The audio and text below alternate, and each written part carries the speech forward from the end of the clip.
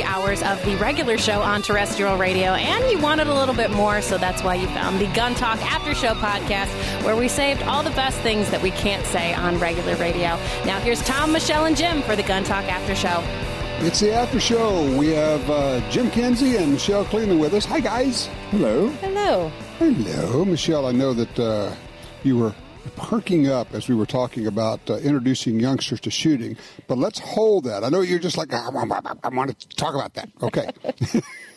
Because you have a bit of experience in that world. A little bit. Just a little bit. But we got some folks that called in, so don't want them to be on hold for too long. Dave's on board with us out of Parsons, Kansas. Hey, Dave.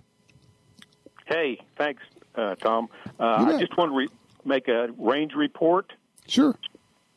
Our little community only had a police-only range, and several people wanted a place to shoot. Mm-hmm. So retired police chief gathered together some people, and as it turned out, we got the city to lease the range to the gun club for $1 a year. Nice. And in return, the gun club keeps the insurance on it, keeps it up. We built the range to NRA specs so that we could get NRA insurance. And so now we have a public range where people can come and bring their kids and they can shoot. Awesome. That is terrific. Yeah, so, it took some work, not much on my part, but a lot of dedicated people, and it's really come together nice. You know, I've seen that happen before. It always takes 3 to 6 key people who kind of have that attitude of, why not? Why can't we do this? We can do this. And then you just start trudging. You just start doing the work, and then other people jump in and get involved, and it just gets it done. But don't you find it's usually, somewhere up to about a half a dozen people who are the key group that makes things like that happen? That's right. It takes some leaders and some good, strong, dedicated leaders, and it took them getting people together to do volunteer work, and a lot of volunteer things went on, but it's really nice little range, and we're going to do some beginning competition, and I just want to encourage people that it's possible. How big is Parsons, Kansas? Probably 8,000 to 10,000. So I want people to understand that even if you're in a small town, you can still have a shooting range. That's right. It was a police-only range, and the city didn't want the liability of allowing people to come and shoot, but the club got the NRA to get involved. We had to build the range to their specs so that they would insure us. Okay. And they have some rules that we follow, and it's really a good deal. That is very cool. Well, congratulations for all you guys, everybody that was involved in that. That is terrific. Now, I would say this.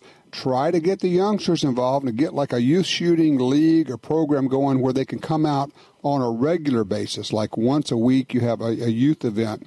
Because just opening it to them is one thing, but having a regular deal where kids like to shoot with other kids.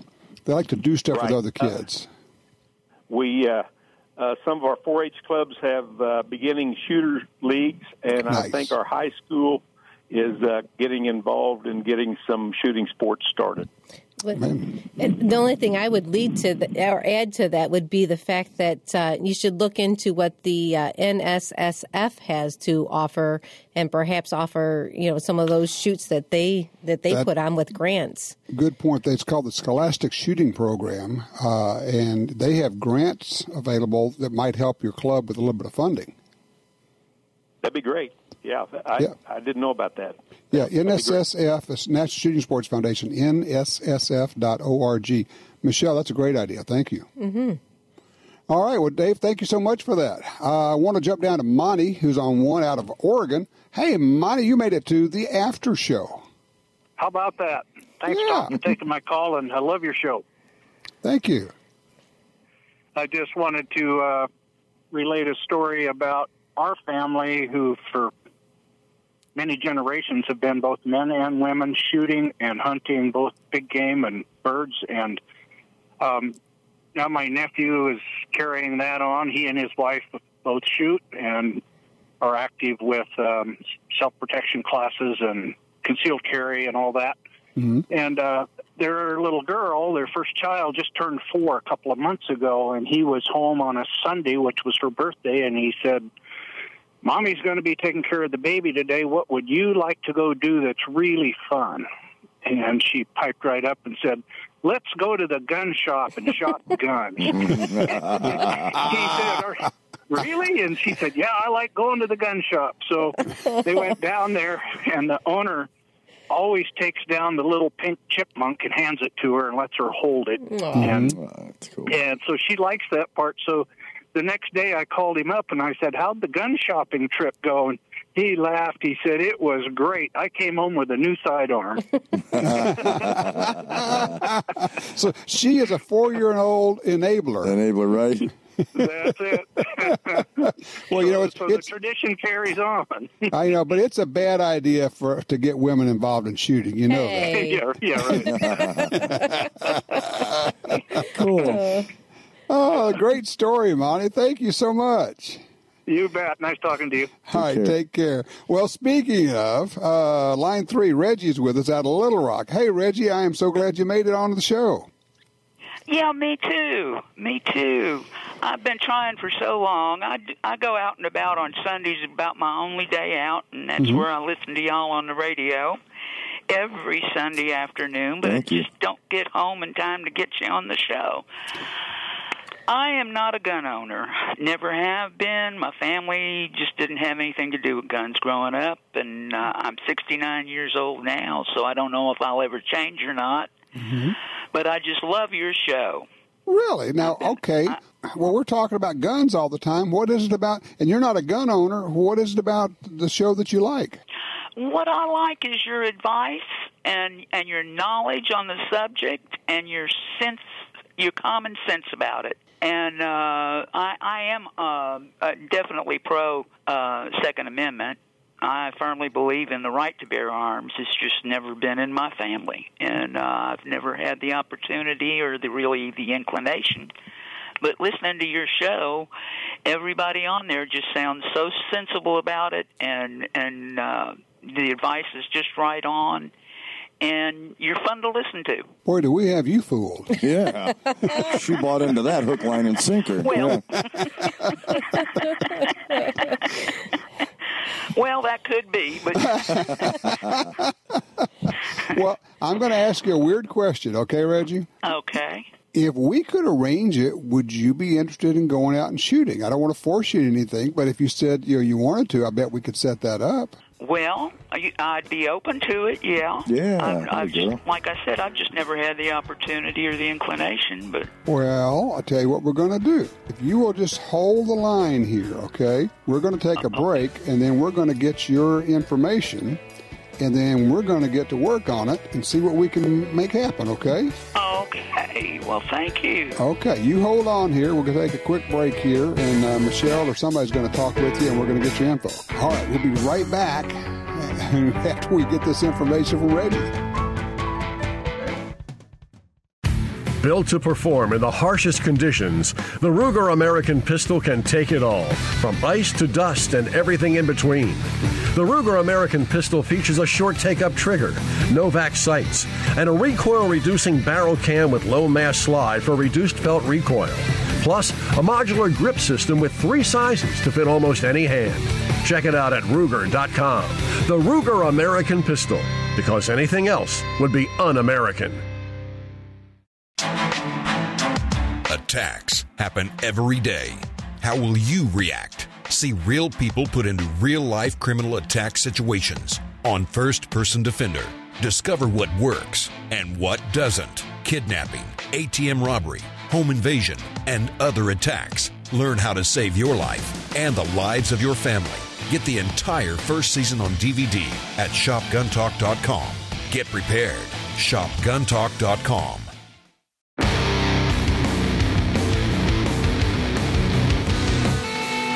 All right, we're back. I'm trying to cough my head off here during the break.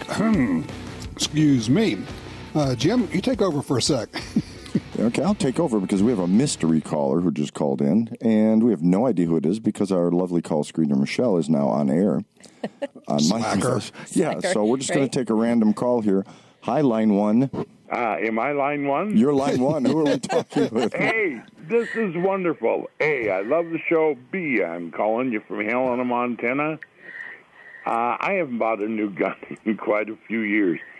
I've been going to call in a dozen times. You guys get talking about different guns and different reasons for having them. Right. And my favorite gun in the whole world is an AMT Automatic 3 .30 carbine semi-automatic pistol. Oh. Ooh. It just, man, now here's the thing. If you need a pistol and you're trying to get the point across, you would like someone to stop doing something. You don't want to be quiet. And this is, and we could get arguments going, it is the loudest handgun known, period. Way more than a 454, what all those are. Yeah. Because it's a slow-burning powder that doesn't burn till it reaches the end of the 6-inch barrel. So you're shooting a foot of flames, and it's a real high-pitched ring. It's not a light gun, but it fulfills all the needs that a pistol should. You know, with that kind of fireball out there, you could set the woods on fire. Well, yes, that's true. But if well, that's true. Yeah, we start the fires, but that's okay. But, you know, like you were just saying with the light, if you want to attract attention, you know, you fall down and you break a leg or something and you want to get somebody's attention, they will hear that gun go off. In the next county. In front of you, they're going to know you're shooting, and they're going to know you're shooting at them. How long have you had that gun? Oh, jeez. I don't think they've made that for many years. Probably 20, 30 years? 20 years, yeah. Yeah. I had a buddy that was a factory shooter for AMT, and they'd ship him guns to play with. And they had a hell of a time on this one. It kept shooting the riflings out of the end of the barrel. That's a problem. Well, it's hot. But when they finally got that cured, and then this was one of the guns they sent him, and I was able to buy it. How cool. Yeah. You know, I remember, Michelle, do you remember way back, Ruger had one of their revolvers, single-action revolvers, chambered for the 30 caliber. Mm-hmm. Yeah. And that was an ear-splitting son of a gun. You're exactly right. Holy moly, that thing is loud. This is a terrible, terrible story, and I will deny it if you ever ask me, okay? Okay, just between us. And we've got this kid that's a friend of my son's, and he's a know-it-all. I've done everything, shot everything in the world, and we're shooting little Ruger 22, you know, single six, and so on. Oh, I can do this, I can do that. And he saw the other gun, and I let him pick it up. And he pulled the hammer back and dropped the hammer, dropped the gun. He still says he couldn't hear for 3 days. He sure wasn't as smart after that, I'll tell you. Or he was a lot smarter. Yeah. That's the wrong thing to do. Okay, I'm going to let you guys get back on the radio. Thank you very much. Thanks for what you do. I appreciate it. Keep up the good work. Well, thank you so much. Thanks for calling in. Man, sometimes you get a blind call. It works out just right. That's right. Yeah. Oh, yeah. The 30 caliber carbine round. I mean, it was designed for the little M1, the M1 carbine. Yep. And you stick it in a short barrel, you know, as a pistol. Man, that thing's loud. It's a lot of noise. It is that and then some. And you know what it reminds me of? I'm just thinking about it. That the Kel-Tec shooting the 22 Magnum, that little pistol. The PMR 30? Yes. I remember shooting that at Kel-Tec in an indoor range, and it was absolutely consistent. Every time you shot it, you had this foot in diameter ring of fire that came out of the muzzle. It was like you were blowing out flaming donuts. It was, and we actually caught it on video when we were shooting it, and I'm thinking, now that's impressive. You could set your house on fire shooting that thing in there. That's impressive. But lucky for you, you've learned an important tool to have. That's everywhere. right. Now we have fire extinguishers everywhere, so it's okay. Now you have, oven mitts that are much quieter at starting a fire. Hey, but before we go to break, Safety Jim feels he must pipe in and say, even though it's cute having somebody shoot a loud gun, still have them wear hearing protection, please. Well, yeah, clearly, generally, maybe Captain sometimes. Obvious, I know. Maybe sometimes. Well, then again, sometimes you can get somebody to shut up if you can just get them to go deaf on you. Gosh, Tom. Oh, was that? I'm sorry. Did I say that out loud? That was out loud, yes. Okay, I will shut up and we will go to break now. We will be right back.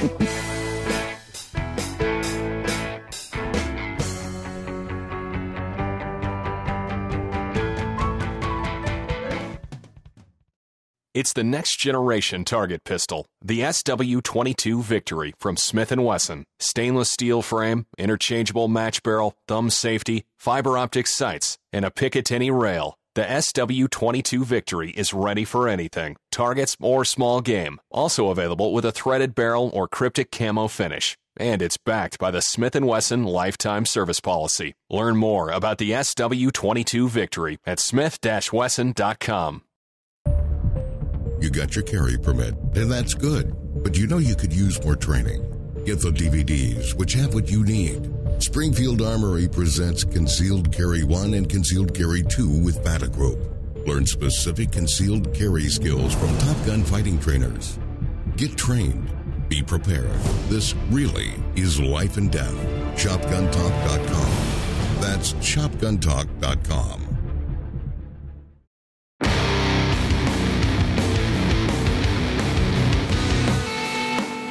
Okay.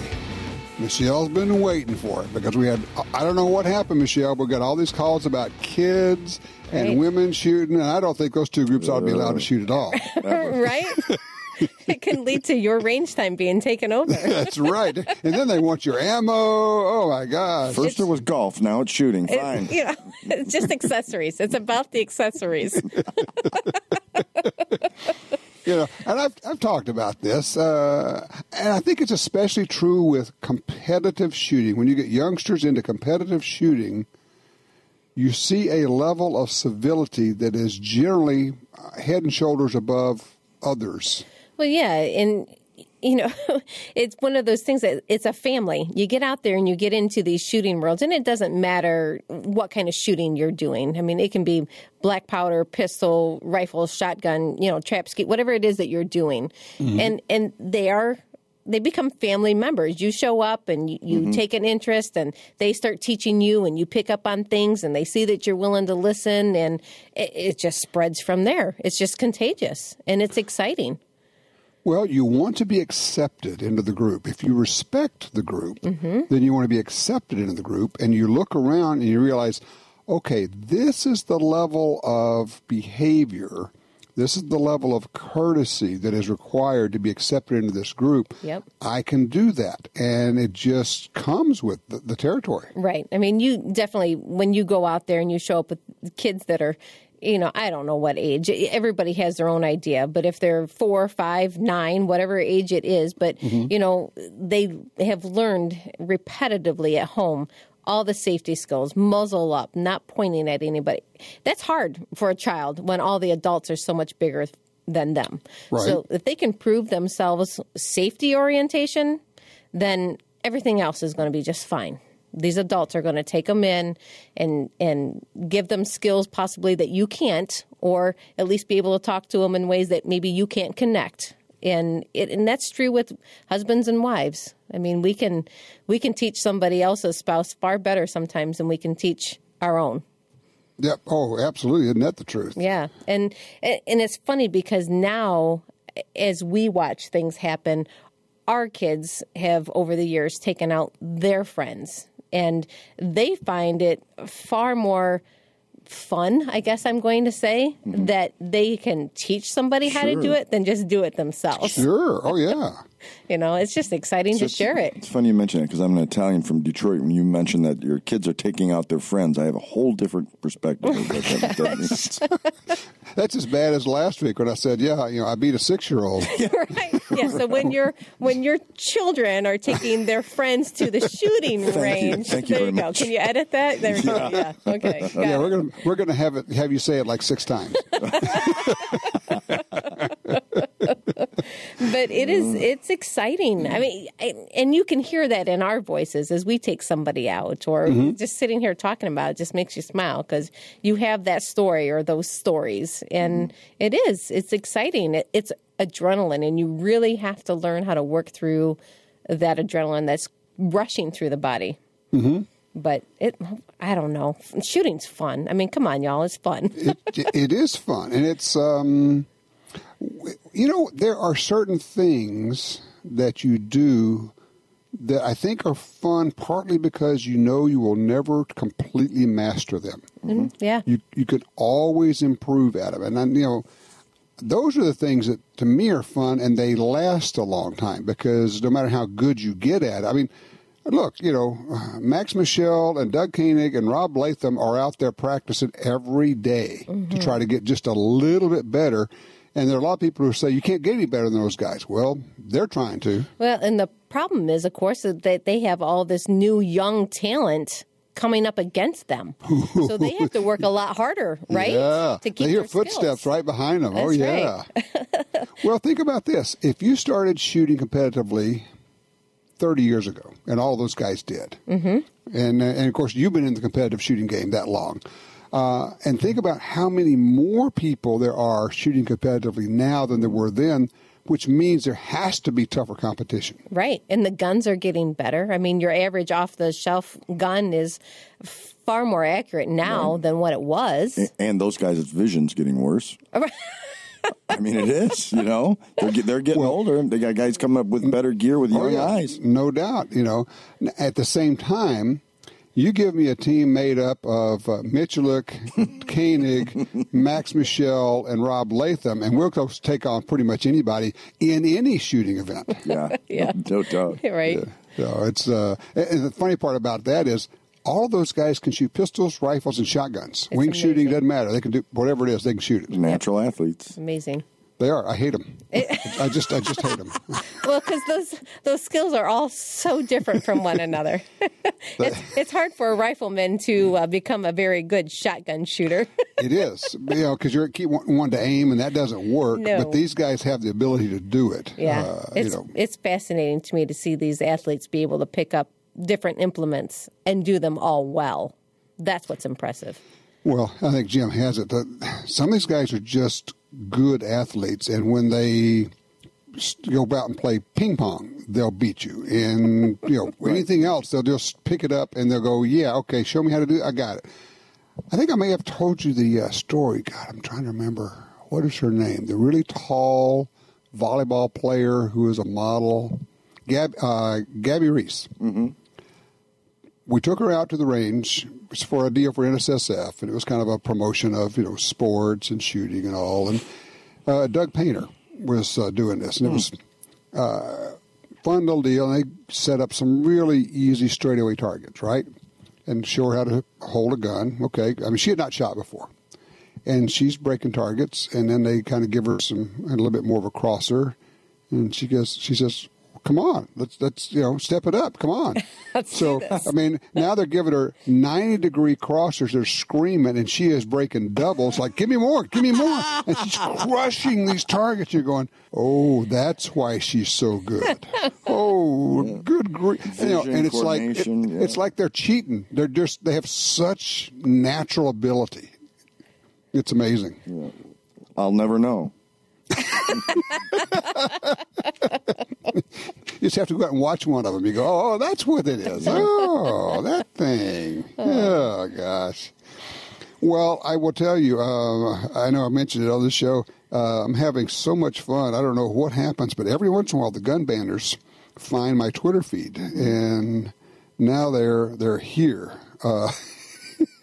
And like at your house? No, they're no better than that. They're here on the Twitter feed, and I'm watching their posts coming by, and it's just hilarious. They parrot the same silly stuff, and they go from like one post to cursing, just like that, because it's like, well, clearly I don't really know what I'm talking about, and I can't get your attention to get you to agree with me, so I'm going to call you names, and it's like it's the same old drill every time.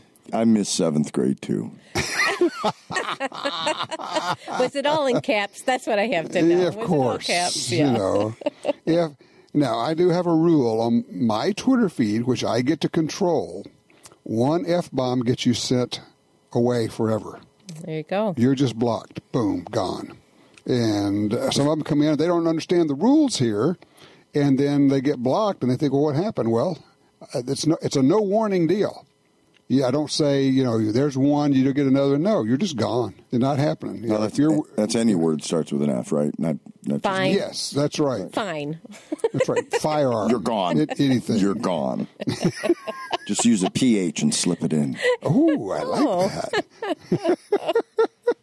Wow. I like it. So I actually do have a noted spokesman for a gun ban group just showed up. I'm not even going to use his name, but I want to. He said, we're going to dismantle the NRA and we're going to get your guns. Somebody put in there and says, you and the unarmed masses? Have they met or heard of Dana? Yeah. Good luck.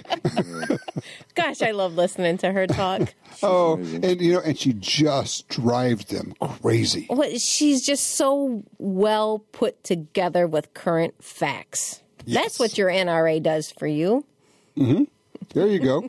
Yeah, and originally she is a talk show person. So she has a command of facts and a way to present things. And let me tell you, the left, the gun banners, hate her with a visceral hate that you cannot even understand. Oh, right. Yeah, it's not nice, the things that they have posted about her. Well, about her and her family and her kids, right. And a lot of ugly stuff. I mean, like physically threatening, dangerous, call the police kind of stuff. Right. You think guns are bad and that's okay? Yeah, your bullying is okay? The threats are okay? Yeah, the threats are here. Yeah. Oh, yeah, here's where her kids go to school, posting stuff like that. Yeah, that's crazy. Yeah. That's the kind of thing you'd like to find out who they are and then just go knock on their door. Just step out of it for 1 second, though, really. Step back and look. You got two sides, anti-gun and pro-gun. If you were going to threaten somebody, why would you threaten the guns? the guys with the guns. I just don't understand. It just doesn't. Because we're law-abiding citizens. They count on that. Yeah. Well, and, and I'm going to go to the dark side here. We are until they push too far. Mm-hmm. There is a point, and it may be the stuff of novels and movies, but there is a point at which there are going to be some small percentage, but it will be enough, who won't go there. Mm-hmm. Who's just going to say, no, you know what, I'm willing to do whatever it takes to protect the country. And in my view, when you come to take the guns, that's like Lexington and Concord. That's what they were doing there. That's how the revolution started, was they were coming to confiscate the guns. Mm-hmm. And we didn't let them, and we're not going to let you do this. Right. And so I don't know what the percentage is. It's 1%, 2%, 5%. But if there are 110 million gun owners, 2% adds up. Yeah, people need to realize that they should be afraid of only the government having firearms, not the citizens having firearms. I have to tell you, I just put a thing up, saw a story. There was a fellow was doing a talk to a gun group, and he was telling me, if you get into a shooting, here's what you do, and you really don't want to be talking to the police. And the local police chief said, well, no, that's not right. He says, only the guilty need lawyers. Bull. What kind of BS is that? He says, you just need to tell us stuff. I go, really? Yeah, you're our buds. Now, I mean, come on. I support the police, but no cop I know would tell you that. None of the people that I respect who are police officers would ever tell you that. They say, of course, do what we do, which is the police generally get 48 hours after an officer involved shooting before they have to make a statement. Mm-hmm. Get your time, even if it means going and sitting in a cell overnight until you can, get your lawyer and get everything lined up. Don't be trying to talk your way out of it, because no good can come from that. Right. Well, and it's so hard to keep track of some of the finer points of that, right? I mean, they want to know, how many shots did you fire? Mm-hmm. Well, if that's hard to keep track of. It's hard for law enforcement to keep track of. Yes. And it's not because of our high-capacity magazines.